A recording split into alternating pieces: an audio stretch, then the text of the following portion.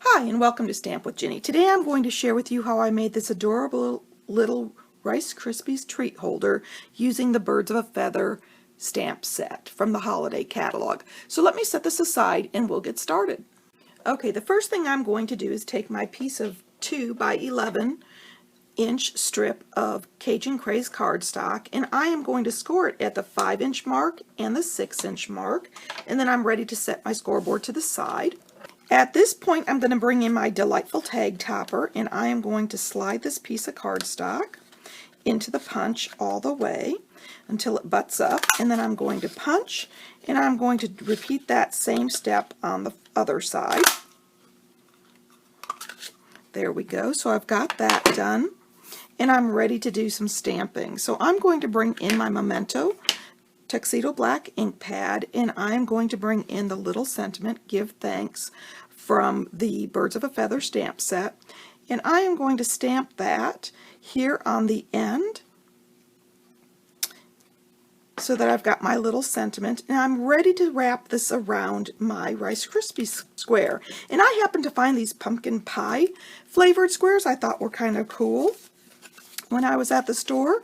I'm going to fold that on the score lines, and I am going to bring in my ribbon. I'm going to take about a 6-inch piece here of this beautiful crumb cake ribbon, and I'm going to slide it through the hole on both sides of this tag. And I'm going to even those out a little bit, and I'm not real worried about the ends yet because I can always fix those with my scissors after I'm done. And I'm going to take my piece of Cajun Craze linen thread here. I'm going to wrap it around that ribbon, and I can slide that down, and then I can even tie a knot if I'd like so that that's nice and tight.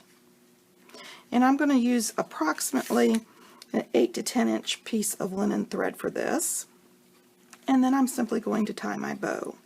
And you'll have to forgive me today, it's very cold here in North Georgia and my fingers are just not cooperating today. Okay, so I can trim that off. There we go. Now I've got my basic wrap done, and I'm ready to decorate. So let me show you how I did that. Okay, I'm going to bring my scoreboard back in, and I'm going to take a piece of Designer Series paper, and I'm going to score the 1/2 inch mark, and then again at the 1.5 inch mark, the 3.5 inch mark, and the 4.5 inch mark, and I can set my scoreboard to the side. I'm going to fold my Designer Series paper on those lines, and at this point, if you want, you can use your bone folder to sharpen those lines so they're nice and tight. And I'm going to add a little adhesive on the back here, and I'm going to bring in that Rice Krispie square that we just put into that sleeve, and I'm going to wrap this around to the back and then line up the edges carefully and lay down that Designer Series paper and burnish.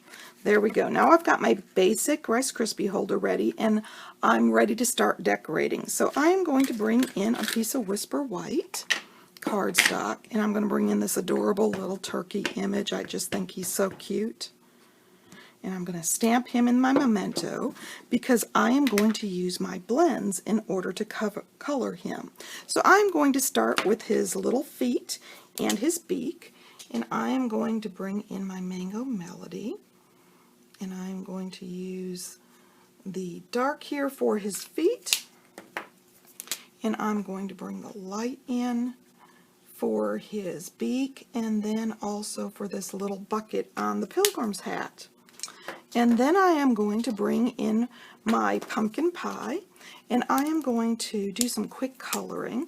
Now, you know, a light touch is always best with the blends because they do spread a bit as you are using them. I'm doing the pie tin with the light pumpkin pie, and I'm adding a little bit here to the top of the pie. And then I am going to take my dark pumpkin pie and go around the edges.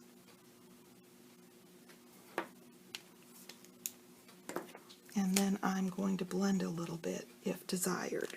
There we go. So I've got the pie done. I am going to bring in my mint macaron, and I am going to add a little color to his pocket here. I'm adding to the outside edge and also across the stitching a little bit. And then I'm simply going to bring my light mint macaron and finish up his pocket.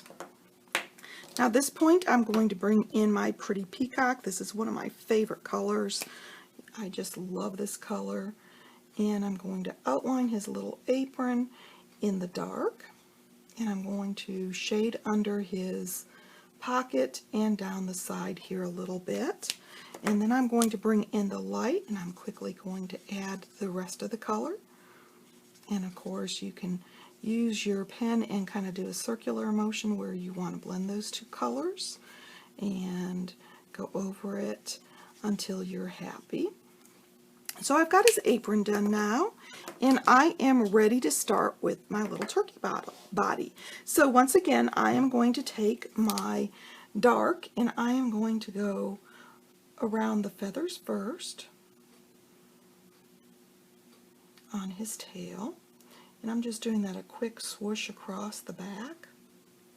And then I'm going to accentuate the dark spots here where he's got his hands and feathers where they meet, so that I can kind of differentiate his body a little bit, and under his wattle here and around his beak. And then I am going to bring in my light soft suede, and I am simply going to run that around, blending a little bit. I'm starting with his face because I want to have some distinction there between the colors, and on his body, being careful to stay away from that edge so it doesn't bleed outside, and to leave his little apron band there, which, oops, I forgot earlier with my pretty peacock to color, so I need to go back and do that. There we go, and his arm. And of course my color lifter, I can push in that color that I need to if I've made a mistake someplace. I'm going to do his little apron band here in the pretty peacock. Now for his tail feathers, I'm going to take a little bit of my dark pumpkin pie, and I'm going to add that down at the bottom. And I know I'm going to come back on his body because I want to make sure that I've got that tail finished around his feathers here. And I'm going to add the light and dark Cajun craze to that, blending so that his tail feathers have a little bit of shading to them. And then I can bring back in my soft suede and finish those feathers where I didn't catch the color well enough. There we go. And now with the hat, I'm going to bring in my gray granite, and I am going to simply straight color his hat with the dark gray granite. If you want, you can shade this, but I'm just going to do this quickly.